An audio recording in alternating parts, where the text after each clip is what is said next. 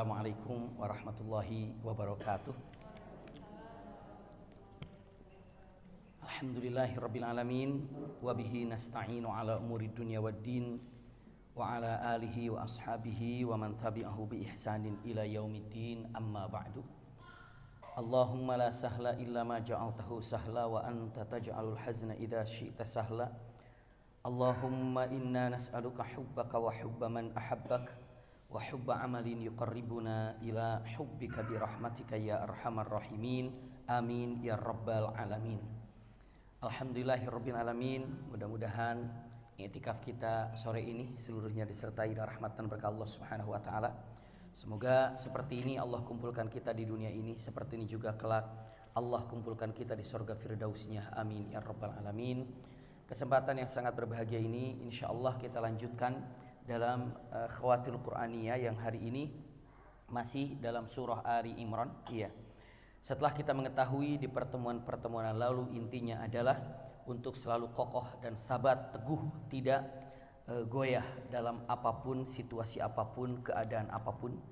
Kemarin kita sudah disampaikan di pertemuan yang lalu bahwa di sana ada rintangan baik berkaitan dengan syahwat ataupun maksiat.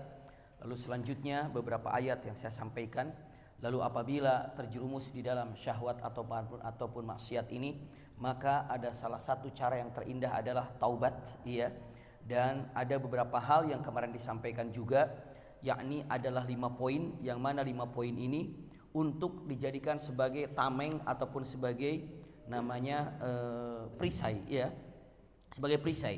Yang pertama yang kami sampaikan di pertemuan yang lalu itu adalah iya betul. Yang pertama ini adalah digambarkan al-luju ilallah, iya. Al-luju ilallah ini perkataan yang kemarin digambarkan. Lalu yang kedua itu adalah apa? Iya, betul, ibadah. Yang ketiganya adalah ad-da'wah ilallah. Lalu wuduhul hadaf. Wuduhul hadaf ini adalah jelas dengan tujuannya, betul. Selanjutnya adalah al-ukhuwah. Iya, ukhuwah Islami, dan kemarin sudah sampaikan ayat-ayat yang berkenaan dengan itu. Hari ini kita lanjutkan, yakni di dalam surah Ali Imran ini juga ada tsabatul fikri, artinya adalah keteguhan dalam pemikiran. Kenapa? Karena untuk zaman sekarang ini terkadang banyak orang ini disampaikan dengan berbagai macam pemikiran-pemikiran, sehingga ada yang terjadi kita ini keliru dalam pemikiran karena dihajar ataupun naudzubillah diajak diskusi, diajak debat tentang masalah keislaman ataupun tentang masalah Al-Quran, tentang masalah hadis, tentang sirah nabawiyah segala macam. Iya, maka dengan sabat itu harus dengan keilmuannya. Di sini dicontohkan bahwa keteguhan di dalam pemikiran ini ada dari ayat 1 sampai 120. Ini pernah saya sampaikan, namun kita buka di sini satu persatunya, ya. Yang pertama yang harus dikuatkan itu adalah, Masya Allah, karena akan madu argumen ataupun yang namanya diskusi atau mungkin bahasa tegasnya itu adalah berdebat, ya. Maka yang harus dilakukan ini adalah kekuatan di dalam hati. Akidahnya kokoh, akidahnya kuat. Karena apa? Sekarang ini banyak loh yang menceritakan tentang kalau Islam itu begini dan begini dan begini, ataupun dengan mengatakan yang namanya Muhammad Rasulullah itu dan begini dan begini dan begini. Pokoknya berbagai macam hal. Maka di sini harus disertakan dengan ilmunya. Hal yang terpenting di dalam kekuatan yang harus kita miliki adalah akidah yang sangat kokoh. Di ayat 18 kata-kata syahidallah annahu la ilaha illa huwa wal malaikatu wa ulul ilmi qa'iman bil qisti la ilaha illa huwal azizul hakim. Bayangkan ayat ini diawali dengan kata-kata la ilaha illa huwa, diakhiri dengan la ilaha illa huwa. Masya Allah. Seakan-akan mengatakan yakinkan, kokohkan dalam hatimu, iya, jangan pernah lepas daripada keimanan. Jadi yang pertama di sini digambarkan sebelum kita turun, boleh dikatakan mungkin mengadu argumen ataupun menyampaikan bertemu dengan siapa tentang masalah apapun, maka yang harus diawali adalah apa? Akidah. Akidahnya kuatkan. Akidahnya kuatkan. Maka kalau lihat di dalam Ahdul Makki, ketika Rasulullah SAW di Ahdul Makki ini, ketika apa? Ketika dakwah pertama kali di kota Madinah, yang Rasulullah sampaikan itu masalah apa dulu? Akidah. Akidah, tajamkan. Sampai kata-kata qul huwallahu ahad itu adalah akidah, seperti qul ya ayyuhal kafirun la a'budu ma ta'budun itu adalah akidah, yakni adalah yang pertama kekokohan akidah. Iya. Jadi taqwiyatu aqidatul muslimin sebelum terjadi diskusi. Kekuatan akidah sebelum istilahnya apa? Boleh dikatakan niqash. Niqash itu dikatakan debat juga boleh. Iya. Lihat di dalam ayat selanjutnya di ayat 19, inna dina indallahil Islam. Mengokohkan kalau sesungguhnya tidak ada yang namanya agama di dunia ini kecuali agama Islam. Itulah inna dina indallahil Islam. Yang lain itu bukan agama. Saya pernah sampaikan, Yahudi ini adalah bukan agama, Nasrani juga adalah bukan agama. Hakikatnya itu adalah hanya kaum saja. Tapi nabinya itu di Nabi Musa untuk Bani Israel. Iya. Lalu saat Nabi Musa alaihissalam wafat, diangkatlah, dijadikanlah kalau sungguhnya ini adalah apa? Sebutannya itu adalah nabi kami dan ini adalah agama kami. Iya. Nasrani pun sama. Makanya nanti ada kata-kata kalimatnya dalam Al-Quran, ya ahlal kitab, ya ahlal kitab, ada kata-kata. Nanti kita lihat. Iya. Maksudnya ahlal kitab itu bukan hanya sekedar wahai para pengikut Injil, wahai bukan para pengikut Taurat, bukan itu. Tapi makna tegasnya adalah ya ahlal kitab, wahai orang-orang yang mengaku dirinya mengikuti Alkitab, yang mengaku, gitu ya. Ya ahlal kitab artinya wahai orang-orang yang mengaku kalau dirinya itu mengikuti setia terhadap Taurat. Wahai orang-orang yang mengaku dirinya dia itu setia mengikuti kitab Injil, yang mengaku padahal Allah katakan ini bukan pengikutnya. Nanti kita bahas, iya, untuk pengokohan. Tapi kita lihat ini dulu. Yang kedua, saya kasih contoh di ayat 19 ini dalam firman Allah Subhanahu wa taala, inna dina indallahil Islam.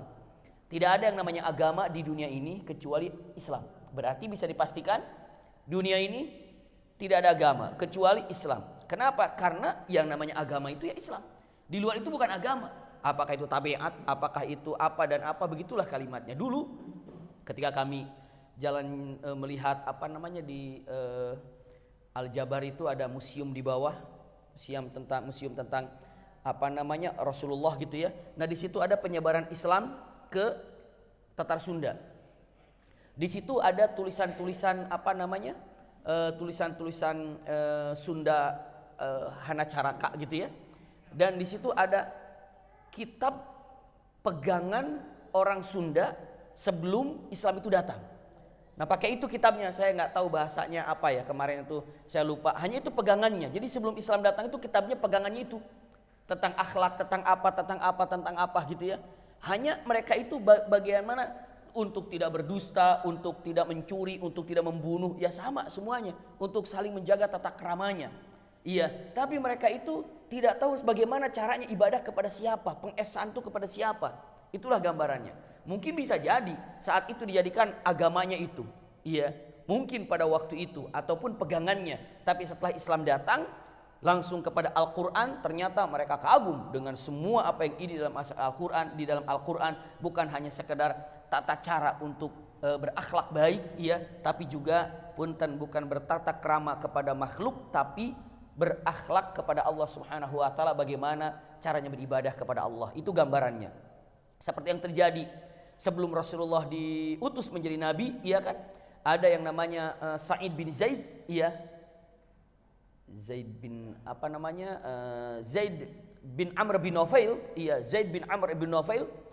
Beliau ini kan tahu kalau Islam ini adalah, ataupun belum ada Islam, tahu kalau Allah itu yang menciptakan, Allah itu yang menghidupkan, Allah itu memberikan rizki. Tapi Zaid bin Amr bin Nufail ini tidak tahu cara beribadah kepada Allah itu bagaimana. Hanya tahu Allah itu Esa, Allah itu menghidupkan, Allah itu memberikan rizki, Allah itu Tuhan, Allah itu harus diibadahi. Cuman caranya bagaimana cara ibadahnya. Maka dia harus berjalan, akhirnya kemana? Akhirnya harus datang ke tempat-tempat orang Yahudi. Untuk apa? Aku tahu kalau Allah itu Esa. Aku tahu kalau Allah itu adalah Sang Khalik yang menghidupkan, yang mematikan. Tapi aku tidak tahu bagaimana cara beribadah kepada Allah. Maka engkau yang telah mendapatkan Alkitab, tolong ajarkan kepada kami bagaimana cara beribadah kepada Allah. Sampai begitu Zaid bin Amr bin Nufail. Lalu orang Yahudi mengatakan, justru itu kami juga udah nggak tahu bagaimana cara ibadah kepada Allah. Kenapa? Kita nggak tahu. Coba datang kepada Nasrani, karena itu adalah Injil. Datang setelah kami, maka datang kepada siapa? Ke orang-orang Nasrani.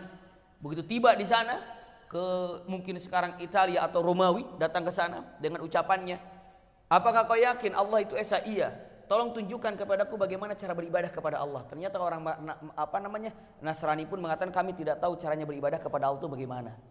Tidak tahu bagaimana cara beribadah kepada Allah Subhanahu wa taala. Bisa dibayangkan itu kata-katanya demikian. Maka apa yang terjadi? Satu kenikmatan buat kita apabila kita sudah mengetahui bagaimana tata caranya ibadah kepada Allah Subhanahu wa taala. Maka ditegaskan di sini yang pertama harus la ilaha illallah Muhammadur Rasulullah. Lalu apa? Yakin kalau yang namanya agama itu adalah Islam. Yang lain itu bukan agama. Maka pulanglah Zaid bin Amr bin Naufal ini ke kota Mekah dengan tidak mendapatkan jawaban bagaimana cara ibadah kepada Allah. Dalam perjalanan ada qata'i turuq, itu artinya apa? Ada begal, ada perampok, lalu dicuri barangnya dan dibunuh dirinya. Saat dia mau wafat, ya, Zaid bin Amr bin mau wafat, dia berdoa pada Allah Subhanahu wa taala dengan ya Rabb, aku sangat mencintaimu dan aku sungguh tahu kau adalah Al-Khaliq. Tapi aku tidak tahu bagaimana cara beribadah kepadamu. Maka inilah ibadahku dengan cara ingin mengetahui bagaimana cara ibadah. Dan ibadahku hanya sujud dan sujud dan sujud. Ya Rabb, ini kata-kata terakhirnya. Aku yakin kalau ada Nabi akhir zaman. Karena sudah disampaikan dalam Taurat, dalam Injil ketika belajar ke Yahudi jawabannya gitu, ke Nasrani jawabannya begitu. Lalu dia dengan matan ya Rabb, ya, andai ibadahku diterima, imanku diterima, maka aku mohon jadikanlah anakku sebagai sahabat Nabi akhir zaman ini. Maka wafat dan punya anak laki-laki saat itu masih kecil, namanya Sa'id bin Zaid. Dan Sa'id bin Zaid ini bukan hanya menjadi sahabat tapi menjadi asyarul mubasysyirin bil jannah. 10 sahabat Rasul yang masuk surga tanpa dihisab. Siapa itu? Sa'id bin Zaid. Coba ikhwah akhwat semuanya cari cek sejarah Sa'id bin Zaid. Pasti enggak bakalan banyak ketemunya. Dikit. Bahkan orang sangat bingung. Ini kok bisa Sa'id bin Zaid ini menjadi orang yang mubasysyirin bil jannah?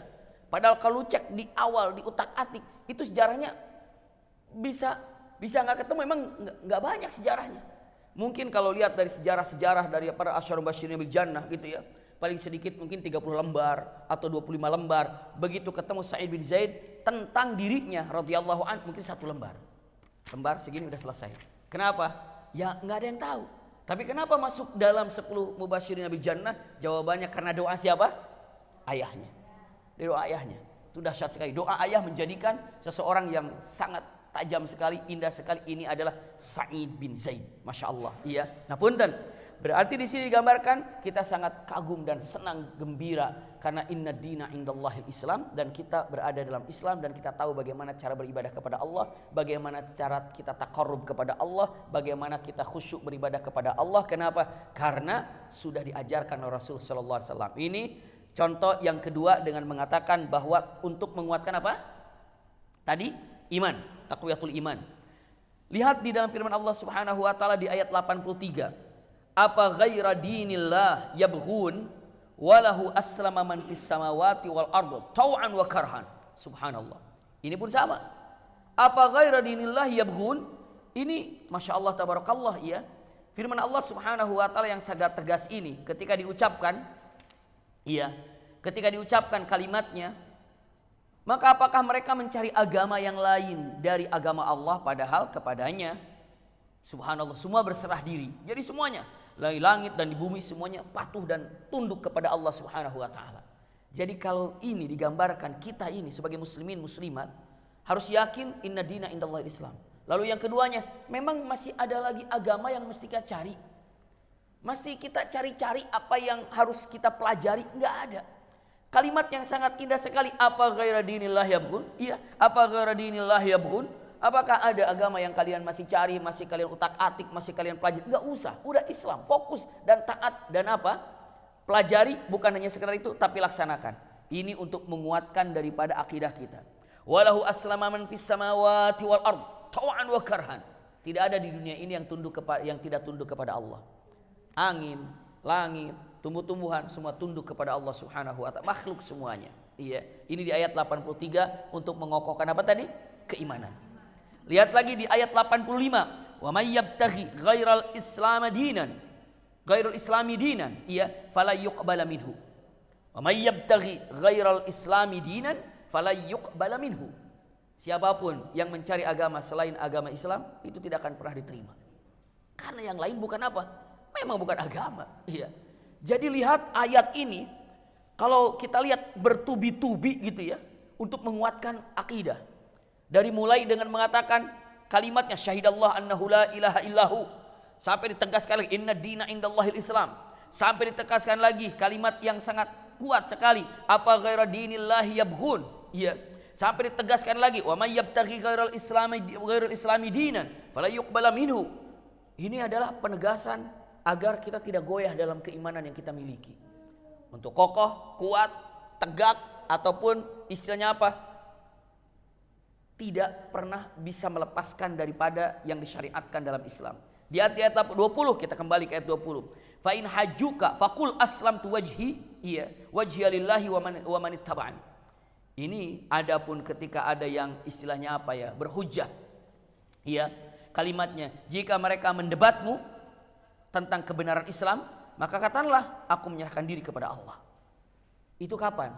Kadang-kadang mungkin ketika kita berdebat, iya, mungkin karena keilmuan kita kurang banyak, kurang kuat, makanya ketika menyampaikan hal-hal yang disampaikan oleh orang-orang, kita belum bisa menjawab apa-apanya, tidak mengatakan kata-katanya, oh kamu benar, tidak. Dengan mengatakan saya belum paham masalah ini. Tidak usah ragu-ragu, tunggu saya akan pelajari dulu sebentar.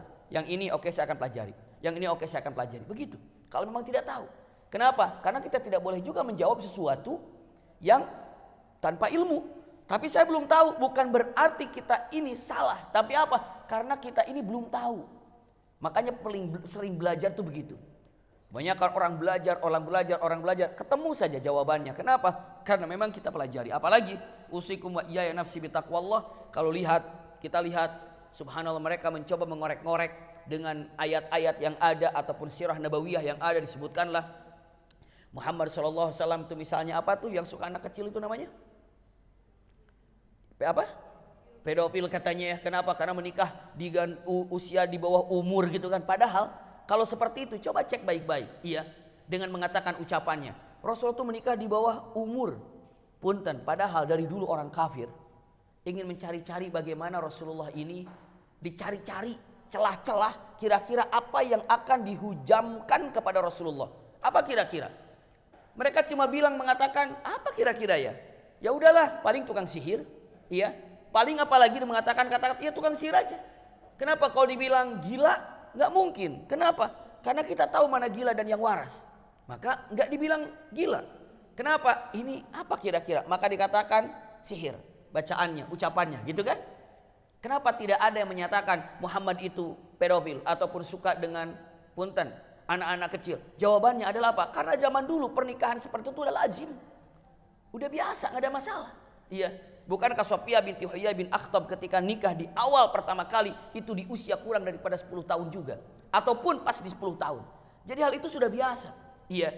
Bahkan usikum wa iyaya nafsi bitaqwallah, harapan atau keadaan yang ada pada waktu itu bukan merupakan sesuatu yang aib. Punten, kalau saya tanya kira-kira ada nggak neneknya, kalau saya tidak bertanya ibunya ya, karena ibu kita mungkin sama dengan ibu saya juga usianya nggak terlalu. Tapi kalau kata-katanya nenek kita, ada nggak yang menikah di usia muda nenek kita gitu? Ada nggak kira-kira? Iya, nenek saya itu 12 tahun nikahnya dulu tuh. 12 menjelang 13 tahun nikahnya. Betul, coba sekarang gambarkan kalau ada orang nikah di 12 tahun, apa dibilangnya kata-katanya? Aneh, subhanallah. Iya, begitu. Usikum wa iyaya nafsi bitaqwallah. Kenapa? Ya bukan berarti tidak boleh. Ya yang namanya pengadilan agama itu pada saat ini melihat apa tujuan pernikahan ini? Untuk apa? Bukan melarang, tapi apa? Bagaimana, untuk apa diucapkannya itu, apa alasannya? Kenapa dinikahkan? Ada apa? Tanggung jawab seperti apa begitu? Maka di negara ini usia berapa tahun pernikahan? 19 tahun. Sekarang 19 tahun. Ya 19 tahun. Di bawah 19 tahun harus ada yang namanya apa? Izin daripada pengadilan agama. Iya. Anak saya di usia 16 tahun tuh nikahnya tuh. Yang pertama, 15 ke 16 ya. Tuh bintang itu 15 menjelang 16 itu nikahnya. Iya. Subhanallah, kalau sofa pas di 18. Itu boleh ternyata, asal harus datang kemana? Ke pengadilan agama. Untuk apa? Untuk menerangkan ini pernikahan untuk apa. Iya, kenapa? Ya begitulah kejadiannya. Iya. Kadang-kadang ada orang yang selalu memikirkan mata nanti kalau anak saya sudah tamat kuliah baru nikah. Nanti kalau sudah S1 baru nikah, S2 baru nikah. Subhanallah, jangan begitu. Iya. Kalau ada datang, nikahlah. Kalau memang baik agama dan akhlaknya. Baik dan agama dan akhlaknya. Iya, itu gambarannya. Jadi di sini dengan mengatakan Rasulullah SAW saat itu nggak ada tuh. Dengan menyatakan zaman itu Rasulullah mengatakan suka terhadap anak kecil. Enggak, kenapa? Karena memang lazimnya begitu. Apalagi suasana panas untuk postur tubuh ataupun untuk hormon itu lebih cepat ya untuk datangnya ataupun untuk tingginya, untuk kedewasaannya. Ini gambarannya. Nah punten di zaman itu kalau kita tidak tahu tentang jawaban apa yang ada, katakan kalimatnya fakul aslamtu wajha lillah. Artinya apa? Aku tetap Islam, aku adalah mukmin. Apapun yang kau katakan argumen ini, saya belum tahu jawabannya dan saya akan belajar. Saya akan belajar. Iya. Tidak apa yang seperti yang kau katakan, tapi saya tidak tahu jujur dan saya akan belajar. Sambil belajar. Kemungkinan pertanyaan itu akan datang kepada kita dari orang lain. Mungkin. Pernah nggak teman-teman ditanya hal yang sama dengan tempat yang berbeda? Mungkin nggak? Sangat mungkin. Saya paling banyak sering ditanya hukumnya maulid seperti apa. Itu tiap majlis, padahal itu tiap tahun ada aja pertanyaan gitu. Iya, hukumnya maulid bagaimana? Itu ada tuh. Kenapa? Padahal itu lagi jawabannya tuh. Dan yang hebohnya yang bertanya di majlis itu lagi gitu. Itu kadang-kadang iya, itu selalu aja begitu gitu ya. Ini pertanyaan buat apa maksudnya? Seperti apa maksudnya? Tapi yang jelas usikum wa iyaya nafsi bitaqwallah. Ingat, kita ini di sini sedang menguatkan keimanan. Iya, lihat, lanjutkan, masya Allah. Tapi punten, kita dengan orang-orang seperti Yahudi atau Nasrani, iya, digambarkan kalimatnya setelah itu ijadu nuqatul ittifaq. Coba ada titik temunya nggak ya? Kita dengan orang Nasrani ada titik temunya nggak ya? Kira-kira apa ya? Karena titik temu itu bisa jadi untuk menyatukan kita. Menyatukan apa? Dalam akidah. Agar apa? Mereka sadar kepada kita. Bukan kita kepada mereka, mereka kepada kita. Dikatakan kalimatnya ijadu nuqatul ittifaq. Mengetahui daripada titik temunya. Seperti apa? Lihat di dalam ayat 64. Iya, ayat 64. Ya ayyuhalladzina ya ahlal kitab punten. Ya ahlal kitab ta'alau ila kalimatin sawa'in bainana wa bainakum alla na'budu illallah wa la nusyrika bihi syai'a wa la yattakhidha ba'duna ba'dan arbaba min dunillah fa in tawallaw faqulu syhadu bi anna muslimun. Ini ada di ayat 64. Iya. Ini kalimatnya. Qul ya ahlal kitab. Sekali lagi kalau ada katakan ya ahlal kitab, itu artinya punten ya ahlal kitab itu ditunjukkan kepada orang-orang Nasrani dan orang Yahudi yang merasa dirinya itu punya kitab Injil. Yahudi yang merasa kalau dirinya punya kitab Taurat gitu ya.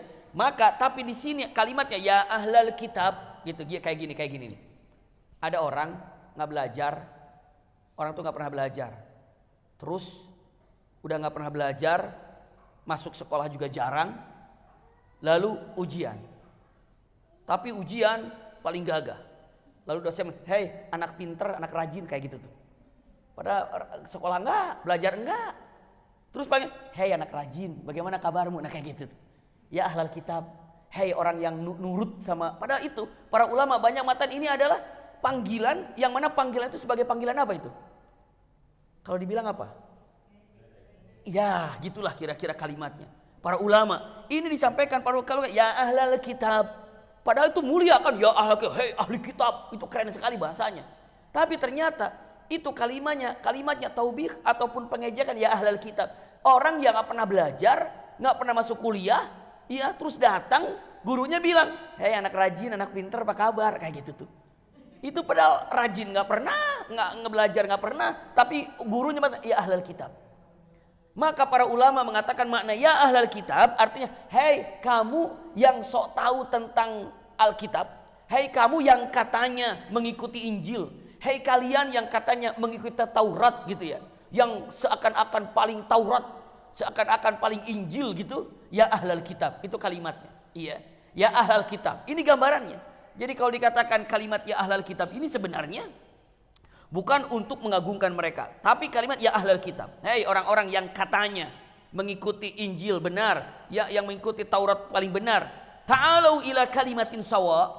Kalau memang Anda ini mengikuti yang berpegang teguh kepada kitab, iya, maka kalimatnya marilah berpegang kepada satu kalimat ketetapan yang tidak ada perselisihan antara kami dan kamu, bahwa tidak kita ketidakperselisihannya apa? Tahu? Coba tanya. Yang menciptakan dunia ini, mereka akan jawab siapa? Allah. Ada firman Allah Subhanahu wa taala, kalimatnya dengan mengatakan, kalau ditanyakan kepada mereka siapa yang telah menciptakan langit dan bumi, fasayaquluna Allah. Mereka akan bilang Allah. Siapa yang mematikan, menghidupkan? Mereka bilang Allah. Siapa merizki? Mereka bilang Allah. Siapa yang hidupkan? Mereka bilang Allah. Nah, itu kan sama. Yang menghidupkan, mematikan Allah, berikan rizki juga Allah. Allah semuanya adalah memberikan segala sesuatu, berkuasa ini adalah Allah. Maka ayo kita kepada satu kalimat yang sama. Maksudnya apa? Kita sepakat. Allah yang menciptakan, Allah yang menghidupkan, Allah memberikan rizki, Allah mematikan, Allah semuanya. Maka dengan mengatakan inilah kalimatin sawa bainana wa bainakum. Nah, itu samanya. Terus apa? Sekarang kita naikin lagi. Allah na'budu illallah. Kita tinggal sama apa? Tidak beribadah kecuali hanya kepada Allah. Itu gambarannya. Kita udah satu step itu sudah jalan. Makanya ada tauhid rububiyah. Tauhid rububiyah itu adalah tauhid yang meyakini kalau sesungguhnya yang menciptakan bumi ini Allah, yang menghidupkan itu adalah Allah, memberikan rizki juga adalah Allah. Itu tauhid rububiyah. Tauhid rububiyah. Tapi kalau sudah mengesahkan Allah dalam ibadah, itu namanya tauhidul uluhiyah. Itu gambarannya. Nah, digambarkan dalam Al-Quran ini, ayo kita coba sampaikan kepada mereka titik persamaan kita ini apa. Titik persamaannya itu kita sudah memiliki tauhid rububiyah. Hanya mengatakan kata-katanya alla na'budu illallah wa la nusyrika bihi syai'a wa la yattakhidha ba'duna ba'dan arbaban min dunillah fa in tawallaw faqulu syhadu bi anna muslimun. Artinya, iya. Tadi dengan mengatakan kalimat yang sama, yakni adalah tauhid rububiyah sama. Marilah berpegang kepada suatu kalimat ketetapan yang tidak ada perselisihan antara kami dan kamu, bahwa tidak kita sembah kecuali Allah dan tidak kita persekutukan Allah dengan sesuatu apapun, dan tidak pula sebagian kita menjadikan sebagian yang lain sebagai Tuhan, ya selain Allah. Jika mereka berpaling, maka katakanlah kepada mereka, saksikanlah bahwa kami adalah orang-orang berserah diri kepada Allah. Jadi sampaikan kewajiban kita untuk menerangkan kepada mereka kalau mereka itu adalah keliru. Iya. Ulangi lagi. Tadi sebelum kita turun untuk berdiskusi, kuatkan apa? Iman. Tadi sampai 5 ayat saya sampaikan. Selanjutnya mengatakan yang keduanya, coba sama mereka ajak dulu ada titik temunya di sini nih. Lalu setelah itu sampaikan. Iya. Siapa tahu dengan titik temunya, iya ya. Ternyata kita ini yakin, tapi kenapa harus kita duakan Allah? Kenapa harus tigakan Allah buat mereka? Iya. Sampai lihat titik temu juga kira-kira kalau digambarkan dalam firman Allah Subhanahu wa taala ada dalam surah Ali Imran ayat 84. Semua kita bicara sedang Ali Imran. Iya, di ayat 84. Qul amanna billah wa ma unzila alaina wa ma unzila ala Ibrahim wa Ismail wa Ishaq wa Yaqub wal asbati wa ma utiya Musa wa Isa wan nabiyyuna min rabbihim la nufarriqu baina ahadin minhum wa nahnu lahu muslimun. Ini titik sama semuanya. Mereka punten. Coba di sini saya terjemahkan ya dalam terjemahannya. Katakanlah kami beriman kepada Allah dan kepada apa yang diturunkan kepada kami dan diturunkan kepada Ibrahim, Ismail, Ishak, Yakub dan anak-anaknya, dan apa yang diberikan kepada Musa, Isa dan para nabi dari Tuhan mereka. Kami tidak membeda-bedakan seorang pun di antara mereka dan hanya kepadanya lah kami menyerahkan diri. Yang sekarang kalau kita lihat semuanya bersumber dari Nabi siapa? Ibrahim alaihissalam. Iya kan? Kalau cek ke bawah Nabi Ishak. Punten, ke bawahnya Nabi Musa. Masih turunnya Nabi Ibrahim apa bukan? Nabi Musa. Masih turunnya Nabi Ibrahim atau tidak? Iya. Iya, sekarang Nabi Isa, ke atasnya itu masih Nabi Ibrahim enggak? Iya, karena apa? Nabi Ibrahim, Nabi Ishak, Nabi Yakub, di situ nabi-nabi semuanya segitu. Masya Allah jumlahnya. Dan kita ada kesamaan ini. Iya. Tapi lebih hebat lagi ketika mengatakan, lihat, diucapkan kalimat yang harus kita tahu ya. Di sini digambarkan usikum wa iyaya nafsi bitaqwallah. Minimal kita cari titik temunya apa. Dari titik temu ini perbedaannya di mana? Oh, ternyata ini. Jadi kalau ada yang mengatakan semua agama sama, itu adalah keliru. Iya. Semua agama itu sama, tidak. Kenapa? Karena ya berbeda.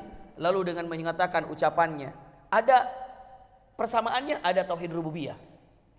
Tapi tidak dikatakan Islam kalau hanya rububiyah saja. Ada titik persamaannya? Ada. Kenapa? Karena semuanya, baik Nabi Muhammad SAW, baik Nabi Isa atau Nabi Musa, di atasnya adalah siapa? Nabi Ibrahim alaihissalam. Iya. Jadi dari kakek yang sama. Dari kakek yang sama. Kalau kakeknya sama, iya, ke cucu-cucunya, dan apalagi nabi. Nggak mungkin Nabi Ibrahim mengajarkan apa, anaknya ajarkan apa. Nggak mungkin. Nabi Ibrahim mengajarkan apa? Ini dalam, padahal sama-sama diangkat oleh siapa? Allah Subhanahu wa taala. Maka dia la nufarriqu, di kalimat la nufarriqu baina ahadin minhum. Enggak ada perbedaan. Semuanya para nabi ini adalah mengesahkan Allah Subhanahu wa taala. Ini singkatnya ya. Semua para nabi itu mengesahkan Allah Subhanahu wa taala dalam ibadahnya, dalam ajarannya.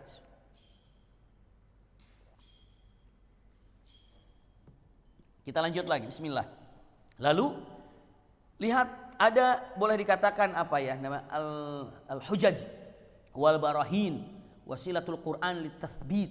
Ini Masya Allah, setelah kita tahu tentang masalah ini ya, kita juga harus punya apa namanya ya, hujaj itu hujjah, punya argumen ya yang tegas. Coba kalau mengatakan ucapannya ini, kita khusus ke di dalam Ali Imran ini karena ada seperti yang sampaikan, sampai nanti ada mubahalah ya, pernah saya sampaikan di pertemuan awal. Namun yang jelas ini berkaitan dengan orang Nasrani yang luar biasa. Ayat ini panjang sekali. Namun di sini dengan ucapannya, dengan orang Nasrani tadi mengatakan rububiyah. Oke, ahlul kitab. Lalu apalagi semuanya turunnya dari Nabi Ibrahim alaihissalam. Ada, kita harus punya argumen yang kuat dengan menyatakan ucapannya. Mereka akan mengatakan Isa putranya siapa? Allah, gitu kan? Isa adalah putranya Allah. Maka dijawab di ayat 59 ini. Di ayat 59, cek dalam surah Ali Imran. Inna mathala Isa indallahi kamathali Adam khalaqahu min turabin thumma qala lahu kun fayakun. Subhanallah. Kalimat sungguhnya perumpamaan penciptaan Isa di sisi Allah adalah seperti penciptaan Adam. Allah menciptakan Adam dari tanah. Kemudian Allah berfirman kepada jadilah. Maka jadilah Adam, seorang manusia, maka jadilah dia. Masya Allah. Ini gambarannya. Punten. Ini kata-kata inna mathala Isa indallahi kamathali Adam khalaqahu min turabin thumma qala lahu kun fayakun. Ini dalamannya. Wahai seakan-akan, wahai orang-orang yang menyatakan Isa itu adalah putranya Allah, apa hujah kalian? Apa alasannya? Apa alasannya? Sehingga engkau mengatakan Isa itu kan putranya Allah. Alasannya apa? Apa alasannya yang membuat engkau mengatakan Isa itu putra Allah? Jawabannya, mereka akan bilang, iyalah karena Maryam lahir tanpa ada suaminya. Maka ingin seakan-akan mengatakan, kalaulah itu alasannya, ada yang lebih berhak kalian ucapkan dia sebagai anak Allah. Bahkan dia lebih berhak kalau alasan itu gitu ya, dia diangkat Tuhan. Kenapa? Karena dia tanpa ibu. Iya, dan lahir tiba-tiba ada saja. Kalau dari secara penciptaan itu lebih dahsyat gitu ya. Jadi kalau kalian ini alasannya dia itu tanpa ada ayah lahir, Anda lihat bagaimana yang namanya siapa? Nabi Adam lebih dahsyat lahirnya. Ini maka dikatakan sesungguhnya penciptaan Isa itu seperti penciptaan Adam. Maksudnya apa? Allah itu kun fayakun, jadilah. Apa yang Allah inginkan jadilah. Jadi jangan pernah berpikir dengan mata, oh ini hebat. Karena apa? Lahir tanpa ibu ataupun lahir tanpa ayah. Maka jawabannya Adam lebih dahsyat lagi. Kenapa lahir tanpa ayah dan tanpa ibu? Subhanallah. Kenapa Anda tidak ikut itu saja? Itu seakan-akan mengatakan kalimatnya, ucapan yang simpelnya gitu. Iya. Tapi sampai hari ini, adakah ada satu golongan, satu umat yang menyatakan Adam putra Allah? Ada nggak? Nggak ada. Ada yang sampai hari ini orang menyatakan Adam itu Allah? Tidak ada. Tapi Nabi Isa ada yang mengatakan Isa putra Allah? Ada yang mengatakan Isa itu adalah Allah, Tuhan? Ada. Itulah gambarannya. Maka mengatakan kenapa Anda heran? Iya, kenapa? Itu adalah kalau dikatakan argumen penegasan. Jadi jangan sampai terkecoh dengan mengatakan tapi ini tanpa ibu. Tapi jawabannya adalah itu Adam. Maka Allah berikan argumen sangat kuat sekali. Iya. Ini gambarannya. Kenapa? Ini adalah argumen sangat kuat. Bahkan di sini ya ahlal kitab, ini di ayat 65. Kepada ahlal kitab, ya ahlal kitab lima tuhajuna fi Ibrahim wa ma unzilat Taurat wal Injil illa min ba'dihi afala ta'qilun. Ini ada di ayat 65, 66, 67. Ini sebagai argumen yang kuat juga. Saya bacakan ya. Ya kitab lima tuhajuna fi Ibrahim wa ma unzilatit Taurat wal Injilu illa min ba'dihi afala taqilun. Ha antum haula'i hajajtum fima lakum bih. Subhanallah ya. Fima lakum bihi ilmun. Falima tuhajjuna fima laisa lakum bihi ilmun. Wallahu ya'lamu antum la ta'lamun. Sampai ujungnya, makana Ibrahimu Yahudiyan wala Nasraniyan walakin kana hanifan muslima wa ma kana minal musyrikin. Lihat, gini. Nabi Ibrahim ini adalah nabi yang sangat dimuliakan oleh setiap orang, oleh setiap golongan. Sampai orang musyrik saja, penyembah berhala itu punten mengagungkan Ibrahim. Iya, sampai orang musyrik saja penyembah berhala itu mengagungkan Ibrahim. Jadi Nabi Ibrahim ini diakui oleh siapa? Oleh seluruh golongan. Nasrani mengatakan, oh, Yahudi itu dari kami, golongan kami, gitu. Kata Yahudi, golongan kami. Kata Nasrani, golongan kami. Yahudi, Nasrani berdebat mengatakan kalau Yahudi itu milik apa, kalau Ibrahim itu milik kami. Kata Yahudi mengatakan Ibrahim itu milik kami. Kata Nasrani mengatakan Yahudi itu milik kami. Mereka masing-masing menyatakan kalau Ibrahim alaihissalam itu milik siapa? Milik mereka. Subhanallah. Kenapa? Karena saking dicintainya Nabi Ibrahim oleh setiap golongan, maka kata Yahudi mengatakan, Yahudilah kalian. Kenapa emang? Kalian cinta Ibrahim kan? Ya, Ibrahim itu dari kami, maka Yahudilah kalian. Ayo ikuti agama kami, kata Yahudi. Kata Nasrani, oh maaf, Ibrahim itu milik kami, maka Nasranilah kalian. Jadi dua-duanya mengkampanyekan kalau yang namanya Ibrahim itu milik mereka. Begitu kan? Kata Yahudi, Ibrahim kan dari kami, maka agama Yahudilah kalian, karena Ibrahim juga agama Yahudi kok. Kata Nasrani, enggak, Ibrahim itu agama Nasrani, ayo dong bersama kami dong. Ribut dua-duanya. Lalu Allah katakan, tajam, lihat Allah katakan, kata-katanya, ya ahlal kitab lima tuhajjuna fi Ibrahim wa ma unzilatit Taurat wal Injilu illa min ba'di afala taqilun. Apa artinya? Kalian ngapain sih debat? Itu Ibrahim datangnya setelah Musa apa sebelum Musa? Jauh sebelum Nabi Musa. Jauh sebelum Nabi Musa. Iya. Lalu Nabi Ibrahim datangnya setelah Isa apa sebelum Nabi Isa? Jawabannya apa? Jauh sebelum Nabi Isa. Bagaimana yang atas ngikutin yang bawah? Mungkin gak gitu? Itu dah kata Allah matan, ini kok error gitu ya? Iya, kata Yahudi dengan mengatakan, itu Yahudi itu Ibrahim itu agama Yahudi. Agama Yahudi dari mana? Ratusan tahun dari Nabi Ibrahim ke Nabi Musa itu.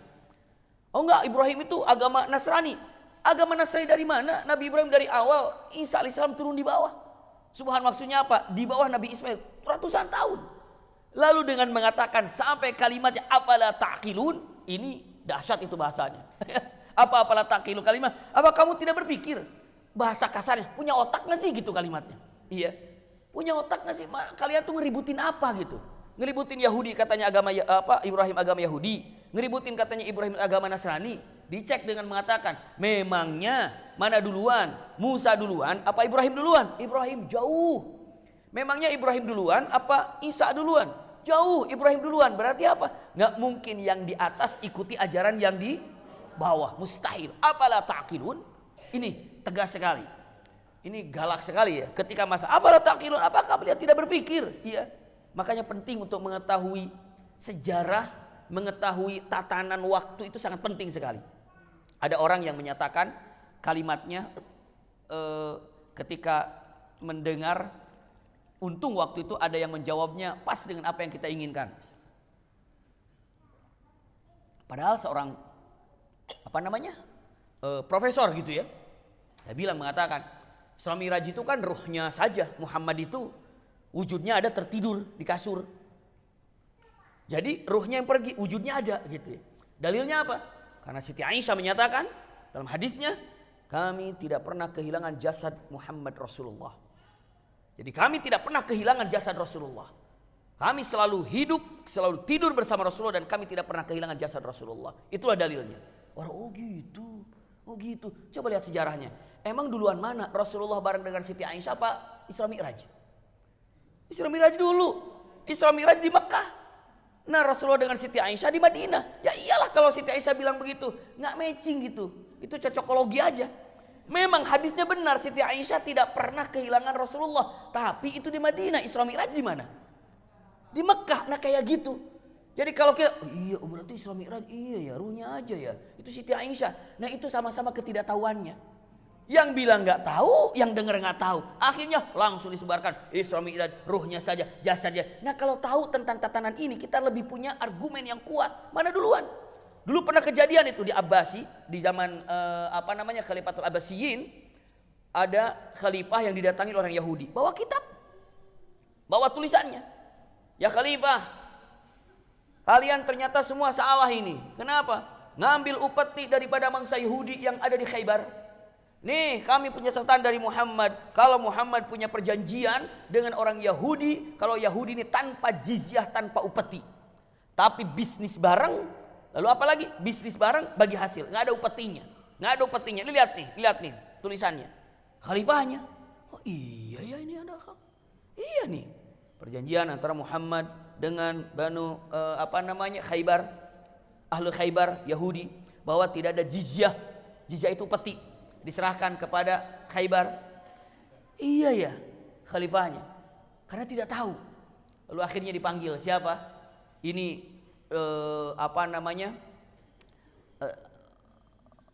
dari Baghdad, iya.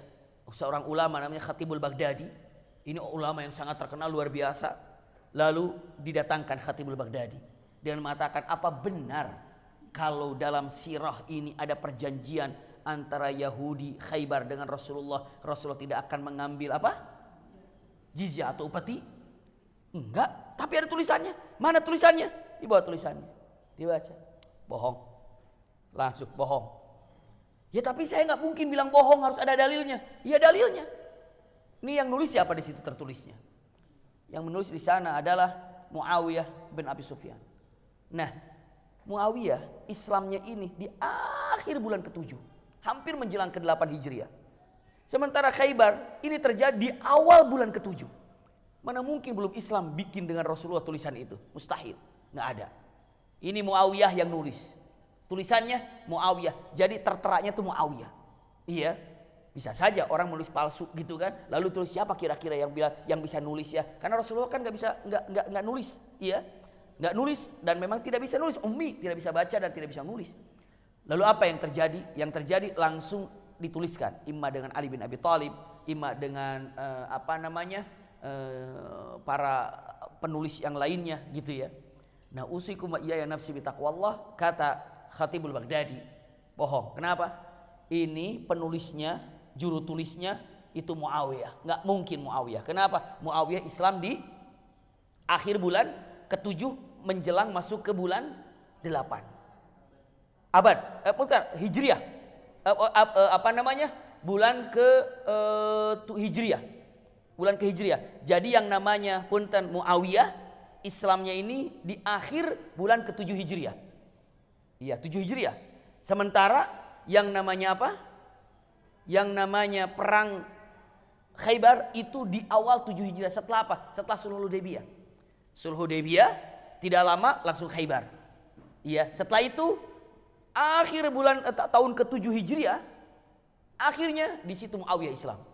Lalu dia mengatakan, kata Khatibul Baghdadi, enggak. Kenapa? Waktu kejadian Khaybar, ini Muawiyah belum Islam. Ngapain juga ikut-ikut perang kalau belum Islam? Dan Rasul pun akan nolak. Enggak ada. Satu itu. Yang kedua, siapa saksinya di situ? Salah satunya ditulis Sa'ad bin Mu'adz. Tertulis Sa'ad bin Mu'adz. Sa'ad bin Mu'adz, coba saksinya. Kamu tahu Sa'ad bin Mu'adz ya? Sa'ad bin Mu'adz wafat di perang Khandaq. Iya, ini perangnya di sini. Itu 3 tahun sebelum Khaybar. Ini sudah perang, masa orang yang wafat jadi saksi? Iya juga ya. Akhirnya nggak jadi. Nah itu kalau mau bohong pintar-pintar gitu ya. Ini Yahudi ini mau bohong nggak pintar sampai sekarang kan? Mau bohong, ini ketahuan katanya apa? terowongannya Hamas, boro-boro itu mah. Jadi mau bohong nggak pinter gitu. Ini program bagaimana di penyerang, padahal itu jadwal kerjanya apa tuh? Jadwal kerjanya rumah sakit. Iya, jadwal kerja kan Senin, Selasa, Rabu, Kamis, sip-sipan gitu. Ini cara untuk perangnya di sini semuanya gitu. Dilihat saya juga begitu curiga gitu. Tapi nggak jauh, ini kayaknya jadwal ini Senin, Selasa, Rabu kan jadwal. Ternyata ada yang ngangkat di YouTube-nya, lebih di zoom, lebih dideketin, lebih dirapiin tulisannya. Oh iya bener tuh kan, ini jadwal kayak jadwal pelajaran lah gitu ya. Ini fulan Senin siapa, Selasa gini siapa. Pokoknya udah ketahuan lah. Kenapa? Ya yang penting apa ya, nggak tahu saya juga. Yang penting naikin aja, yang penting percaya nggak percaya terserah. Tapi sekarang dunia udah pada nggak percaya. Iya. Bahkan beberapa yang awalnya sangat membela daripada Israel banyak ya, sekarang sudah tidak membela, banyak itu. Banyak ya. Jadi sudah tidak membela. Brazil sekarang sudah nggak membela lagi tuh. Ya Brazil sudah nggak bela ke mana, ke Israel lagi. Terus apalagi ya, beberapa itu negara-negara yang sudah melepaskan pembelaannya. Kenapa? Udah ketahuan bohongnya ini, ngapain orang bohong dibela-bela ini? Ngapain orang begini dibela-bela gitu? Bahkan ada yang luar biasa, kata-kata dari siapa itu? Siapa yang namanya? Abu Ubaidah, itu yang jadi favoritnya ini anak-anak juga sekarang, Abu Ubaidah gitu. Subhanallah, sampai kata Abu Ubaidah, percuma saya latihan kenceng-kenceng, latihan keras-keras katanya. Saya latihan sampai nguatin fisik untuk lari, jago tembak, percuma saya. Kenapa? Karena saya menghadapi ternyata pasukan yang nggak berani ketemu dengan orang, beraninya ketemu sama gedung gitu. Beraninya ketemu sama rumah sakit, beraninya ketemu sama anak-anak, beraninya percuma saya latihannya selama ini. Sama warga sipil gitu ya. Ya emang begitu. Karena ingin menunjukkan kekuatannya tapi dia nggak punya kekuatan. Akhirnya itulah yang diberikan kekuatannya. Ngeri sekali. Iya, ini gambarannya. Subhanallah. Kita lanjutkan lagi. Lihat dengan mengatakan, di sini dia mengatakan ya ahlal kitab lima tuhajjuna fi Ibrahim wa ma unzilatit Tauratu wal Injilu illa min ba'dihi afala taqilun. Iya. Jadi dia ribut mengatakan Ibrahim itu agama Yahudi, kata orang Yahudi. Maka Yahudilah kalian, kata Nasrani. Enggak, Ibrahim itu agama Nasrani, maka Nasranilah kalian. Lalu Allah dengan mengatakan ucapannya, emang Injil dan Taurat itu turunnya kapan? Jauh setelah Nabi Ibrahim. Nah, kalau kalian tahu seperti itu, apalah takilun? Masa Nabi Ibrahim ikutin Injil, ikutin Taurat? Enggak lah, gitu ya. Maka dengan mengatakan, ha antum haula'i hajatum fima lakum bihi ilmun. Beginilah kamu ya, ini yang membantah tentang hal yang kamu ketahui, maka kenapa kamu membantah dengan hal yang tidak kamu ketahui? Artinya ribut tapi dua-duanya sama nggak tahu. Misalnya ada di sini bungkus pakai tutup, ini apa isinya? Si A nggak tahu, si B nggak tahu. Kata A, kayaknya ini isinya ikan, pepes ikan. Nggak, ini mah pepes ayam. Dua-duanya nggak tahu, ribut gitu ya. Nah itulah gambarannya. Jangan meributkan. Jadi kalau nggak tahu bilang nggak tahu. Jangan ini pepes ikan loh. Kenapa? Didalilin karena wanginya, karena baunya, karena ini pepes ikan nih. Lalu yang bilang enggak ini ayam karena saya punya. Didalilin dua-duanya. Begitu dibuka kosong. Nah itulah gambarannya. Ini Yahudi sama Nasrani ributnya begitu tuh. Dia ribut nggak pakai ilmu. Iya, nggak tahu ilmunya. Bahkan dirinya tahu kalau dirinya tuh nggak tahu. Mereka tahu, ataupun dirinya tahu kalau dirinya itu salah, tetap begitu. Makanya dalam Al-Quran ghairil maghdubi alaihim waladdallin itu tiap hari gitu kita doa itu kan.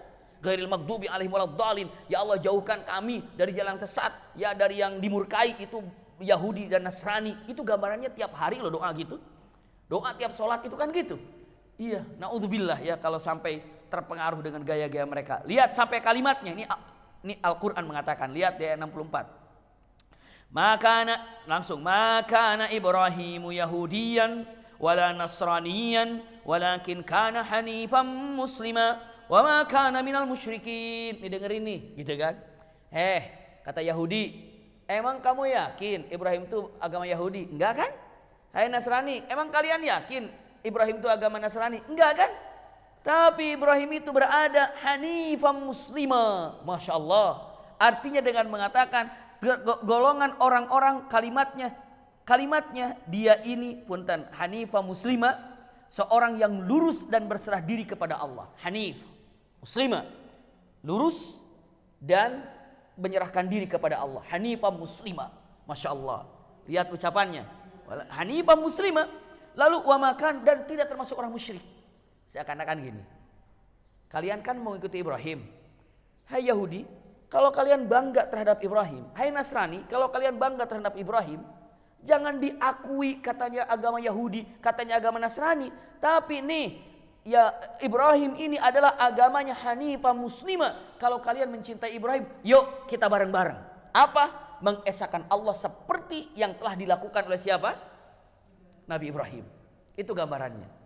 Ini adalah cerdas ya dari jawaban-jawaban yang ada dalam Al-Quranul Karim yang ini tegas. Kalimatnya Ibrahim ini bukan Yahudi, Ibrahim juga bukan Nasrani, tapi Ibrahim itu adalah Hanifah muslimah dan tidak orang musyrik. Maka kalau kalian mencintai Ibrahim, maka apa gambarannya? Yuk kita satukan ibadah kita kepada Allah dengan cara mengikuti siapa? Nabi Ibrahim alaihissalam. Masya Allah. Ini gambarannya. Ya. Lalu lanjutkan. Lalu dengan mengatakan ada kata-kata di sini. Ini tadi masih dalam apa namanya pengokohan pikiran gitu ya. Diawali dengan tadi akidah. Lalu lihat titik temunya. Lalu lihat argumen yang kokoh yang kuat yang tidak bisa dibantah. Ya. Lalu selanjutnya di sini ada kata-kata yang disampaikan tahdhiru ahlul kitab minat takdzib. Iya. Ataupun kalimatnya ayatun katsira fil iqla' aqli mantiqi. Nah ini gambarannya adalah ayat-ayat yang apa namanya? Masuk dalam pemahaman, kalau bahasanya logika, masuk logika gitu. Ayat-ayat yang digambarkan untuk berdebat ataupun berniqash yang mana masuk logika. Itu gambarannya. Tadi kan hujjah burhan itu artinya adalah kalau tadi disampaikan argumen yang menegaskan, lalu selanjutnya ayat-ayat yang memasukkan dalam pikiran kita pemahaman. Iya, ini ada di ayat 79. Coba saya bacakan ya. Di ayat 79 ini saya bacakan dulu. Maka nali basyarin ayyutiyahullah ya al-kitaba wal hukma wan nubuwah thumma yaqulu lin-nasi kunu ibadan li min dunillah walakin kunu rabbaniyin bima kuntum tuallimuna al-kitaba wa bima kuntum tadrusun. Coba renungkan. Kalau belum jelas nanti kita terangkan lebih dalam. Tidak wajar, simak baik-baik. Tidak wajar bagi seorang manusia yang Allah berikan kepadanya Alkitab atau hikmah dan kenabian dari Allah ini, ya kitab dan hikmah kenabian. Lalu dia berkata kepada manusia, hendaklah kamu menjadikan penyembah-penyembahku bukan penyembah Allah. Aneh kan? Akan tetapi pasti para nabi itu berkata, hendaklah kamu menjadi orang-orang Rabbani. Maksudnya apa? Yang taat kepada Allah. Karena kamu selalu mengajarkan Alkitab dan disebabkan kamu tetap mempelajari. Lihat. Kalimatnya. Kalimatnya, maka ana li basyarin ayyutiyahullahu al-kitaba wal hukma wan nubuwah thumma yaqulu lin-nas kunu ibadan li min dunillah. Mungkin enggak sekarang ada nabi? Hai kau jadi nabi. Kamu jadi nabi. Hei Musa, aku jadikan kamu nabi. Ini Taurat. Ini adalah ilmu, ini mukjizat. Hai Isa, kamu adalah nabi. Ini adalah Injil. Nah, punten. Mungkin gak nabi yang diangkat oleh Allah, tiba-tiba nabi itu bilang gini, hei kaum, aku adalah Tuhan, sembahlah aku. Mungkin gak begitu nabi itu? Mustahil. Mana ada sekarang Nabi Isa yang diutus oleh Allah, lalu dia bilang, jadikan aku Tuhan. Gak ada. Mustahil. Iya, ini adalah alasan yang masuk apa? Akal. Iya, emang nggak mungkin ya seseorang menyatakan setelah diutus oleh Allah untuk jadi nabi, lalu dia katakan apa? Aku Tuhan. Nggak mungkin. Pasti akan bilang, aku utusan Allah, maka sembahlah Allah. Itu pasti akan bilang begitu semua nabi. Di sini mengatakan kalimatnya, maka nali basyarin ayyutiyahullahu al-kitaba wal hukma wan nubuwah, thumma yaqulu lin-nasi kunu ibadan li min dunillah. Tapi pasti akan mengatakan walakin kunu rabbaniyin bima kuntum tuallimuna alkitaba wa bima kuntum tadrusun. Jadi pasti akan mengatakan sembahlah Allah. Iya. Ayat satu lagi untuk yang masuk logikanya di Imran ayat 80. Iya. Di Ali Imran ini ayat 80. Wala ya'murukum an tattakhidul malaikata wan nabiyyin. Tadi kan di ayat 79 ya. Wala ya'murukum an tattakhidul malaikata wan nabiyyin arbaba. Ayamurukum bil kufri ba'da id antum muslimun. Subhanallah, ya. Dan tidak wajar pula baginya menyuruhmu menjadikan malaikat dan para nabi sebagai Tuhan. Apakah patut ia menyuruhmu berbuat kekafiran di waktu kamu sudah menganut agama Islam? Ini untuk sahabat sama. Jadi nggak mungkin gini. Nabi itu nggak mungkin gini. Nabi diutus, terus Nabi bilang, aku Tuhanmu, nggak mungkin. Atau Nabi mengatakan, aku bukan Tuhan, tapi Tuhan sebenarnya ada Nabi Fulan, itu nggak mungkin. Merekomendasikan seorang Nabi jadi Tuhan itu mustahil. Kenapa? Karena itu utusan dari Allah Subhanahu wa Ta'ala. Masya Allah, ya. Saya sampaikan lagi. Ini peringatan bagi ahli kitab. Subhanallah, iya. Ini saya katakan tahdziru ahli kitab minat takdzib. Ini adalah peringatan untuk ahli kitab. Lihat, ikhwah akhwat. Semua sudah tahu ayat ini, peringatan ahli kitab. Ya ahlal kitab lima takfuruna bi ayatillahi wa antum tashhadun. Nah ini dia. Iya.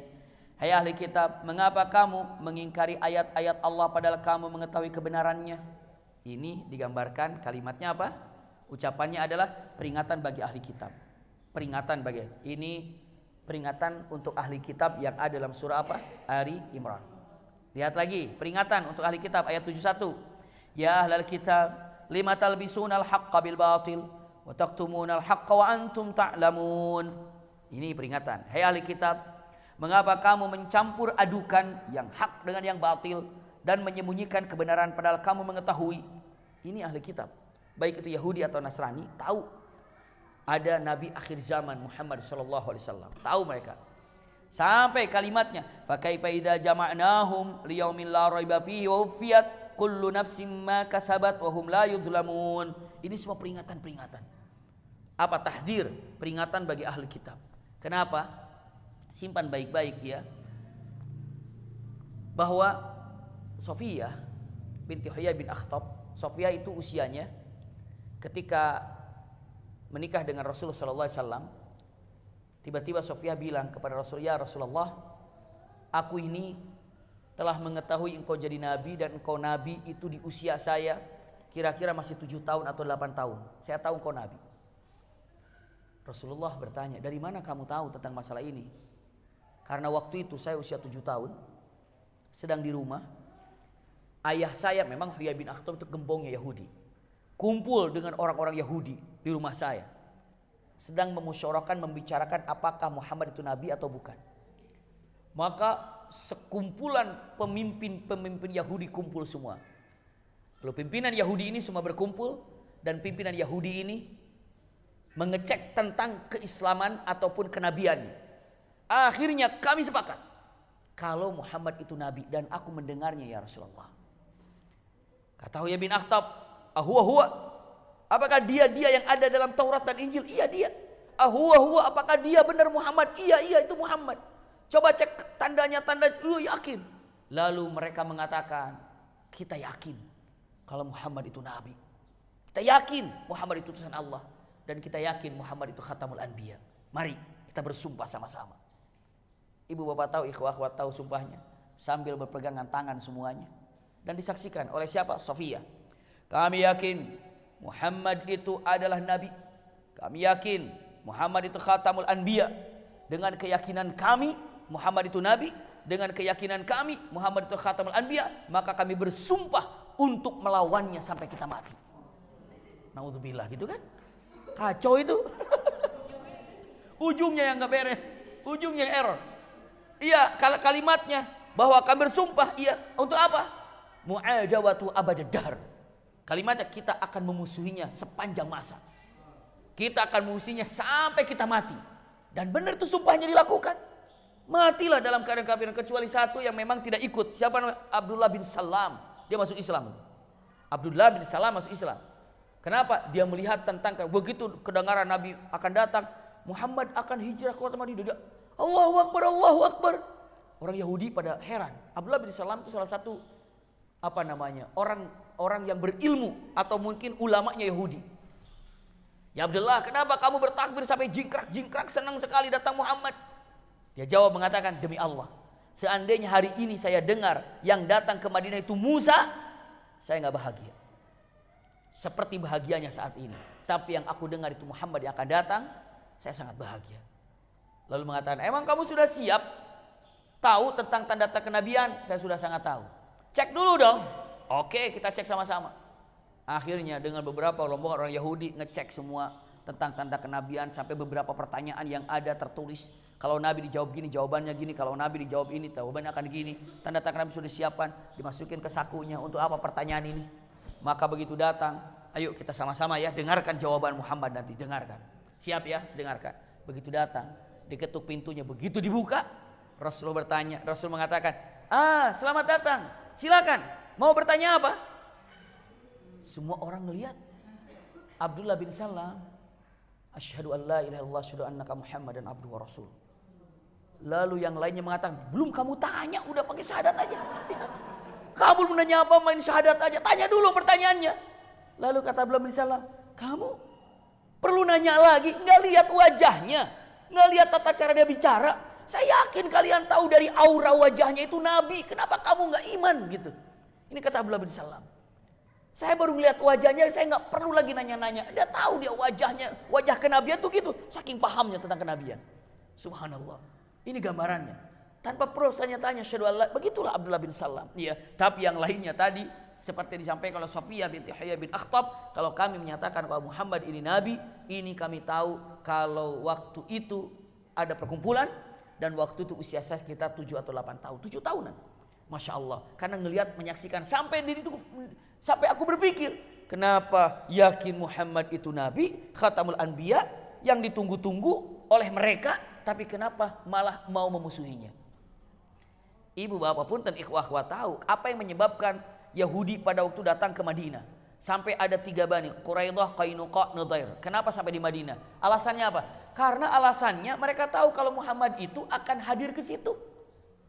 Kalau Muhammad Rasul itu akan datang ke Madinah, maka mereka tunggu di Madinah. Begitu datang ke Madinah malah dimusuhi. Alasannya apa? Bukan turunan kita, itu jawabannya. Turunannya dari Ismail, bukan daripada Ishak. Itu yang membuat mereka tidak mau. Jadi mereka itu kalau melihat benar siapa nih? Ini yang ceramahnya siapa ini? Saya kan orang Sunda nih. Yang ceramah siapa? Bukan orang Sunda, nggak mau saya. Astagfirullahaladzim. Bisa begitu tuh. Ini yang ceramahnya siapa nih? Orang Arab, saya nggak mau. Saya kan orang Indonesia. Nggak bisa. Yang namanya kalimatnya hak itu adalah hak. Subhanallah. Itu kalimatnya. Nah orang Yahudi itu kenapa? Saya nggak mau. Kenapa? Dia bukan turunan Bani Israel, nggak mau. Dia bukan turunan Nabi Ishak, nggak mau. Saya nggak mau. Akhirnya apa? Memusuhinya. Naudzubillah, gitu ya. Ini ancaman, bukan, ini ada peringatan. Ya ahlal kitab lima talbisunal haqqa bil batil. Terus saya sampaikan ayat 70, ayat 71. Ini peringatan-peringatan ya. Sampai di ayat 25 tadi mundur sedikit. Sampai kalimatnya ya ahlal kitab lima tuhajjuna fi Ibrahim unzilat minat Taurat wal Injil illa ibadah. Ini tadi di ayat sama ya 65 ya. Jadi kalau digampunten, ke sini larinya. Kalimatnya subhanallah. Jadi kalau digambarkan, masya Allah saya akan sampaikan. Ternyata di poin tahdzir ahlul kitab minat takdzib. Artinya apa? Peringatan untuk ahlul kitab daripada dusta ataupun bohong. Naudzubillah. Iya. Masya Allah. Sampai di sini mengatakan ada yang namanya ini tajamnya. Luar biasa. Apa coba? Ini mubahalah yang pernah saya sampaikan di pertemuan yang lalu di ayat 60, di ayat 61. Faman hajaka fihi min ba'di ma ja'aka minal ilmi faqul ta'alau nad'u abna'ana wa abna'akum wa nisa'ana wa nisa'akum wa anfusana wa anfusakum thumma nabtahil fa naj'al la'natullah 'alal kadzibin. Ini. Jadi kalau memang enggak bisa lagi, saking yakin kalau mereka itu tahu tentang nabi, tahu tentang kenabian, tapi mereka kekeh tidak mau mengakuinya. Sampai berdebat pada waktu dari Najran sampai 3 hari tinggal di kota mana? Di kota Madinah. Untuk apa? Debat dan debat dan debat dan debat. Akhirnya, ya Rasulullah tuh gimana? Bingung ya. Kenapa? Udah dikasih tahu semuanya. Tapi, dan Rasul tahu, mereka tuh paham terhadap kebenaran. Mereka paham tentang Al-Quran. Mereka paham, ngerti kalau Nabi Muhammad itu adalah Nabi, Khatamul Anbiya. Tapi kekeh ngeyel. Makanya langsung Rasulullah katakan, ayo mubahalah. Ayo mubahalah. Iya. Kalau kalian ke dalam hatimu yakin kalian benar, ayo kita mubahalah. Tahu kan mubahalah kan? Maka dengan mengatakan kalimatnya, faqul ta'alu nad'u abna'ana wa abna'akum wa nisa'ana wa nisa'akum wa anfusana wa anfusakum thumma nabtahil. Subhanallah. Ayo sekarang panggil aja. Keluarga kamu panggil, keluarga aku panggil. Sampai dalam beberapa riwayat Rasulullah sudah menggunakan jubah besarnya, ya. Di situ ada Hasan Husain, di situ ada Fatimah, di situ ada Ali. Itu kan keluarga terdekat Rasulullah. Yuk kita kumpul. Kalian juga bawa keluarga kalian, istri kalian, anak-anak kalian, kumpul semuanya. Lalu kita minta pada Allah, siapa yang salah, maka itu mendapatkan laknat Allah. Rasulullah turun gitu. Beranikah mereka? Tidak. Nggak berani. Kenapa? Mereka tahu dirinya salah. Mereka tahu Muhammad benar. Dan mereka tahu dia akan dilaknat kalau seandainya terjadi seperti ini. Maka Muhammad enggak, kita jizyah aja, kita upeti saja. Akhirnya tidak masuk Islam. Dan tetap untuk mengatakan jizyah. Ini adalah tentang kalimat yang di ujungnya digambarkan adalah peringatan bagi orang-orang atau ahli kitab. Yang akan datang kita akan lihat, masya Allah, al-adl wa tawazun fin niqash. Artinya ya harus adil dalam berdiskusi. Kalau misalnya dengan mengatakan apakah orang Nasrani itu ada yang soleh, gitu ya di zamannya soleh. Dia membaca Injil, baca Injil. Dia sholat. Tapi beda dengan yang Nasrani yang sekarang. Makanya digambarkan kita harus tahu mengatakan kalimatnya adil wa tawazun fin niqash. Maksudnya apa? Kalau dikatakan semua Nasrani ini sesat, kata-katanya kita harus adil. Dulu di zaman Nabi Isa alaihissalam, Taurat turun, lalu mereka baca Taurat, mereka qiyamul lail, mereka ibadah. Apakah itu sesat apa enggak? Enggak. Kenapa? Karena ikut di zamannya. Di zamannya. Di zaman Nabi Musa ada yang baca Taurat. Di zaman Nabi Musa baca Taurat, ibadah baik. Intinya, apakah ada di zaman Nabi Isa, Nabi Musa, pengikut Nabi Isa dan Nabi Musa ada yang soleh? Ada nggak? Ada. Makanya di sini ada tawazun. Tawazun itu artinya adalah boleh dikatakan al-adl wa tawazun fi niqash, adil dan seimbang. Artinya dalam berdebat atau berdiskusi, adil wa tawazun fi niqash. Ini yang akan datang. Masih dalam Ali Imran. Ini hari ini kita melihat tentang hal-hal yang saya bungkus dulu biar tidak lupa ya.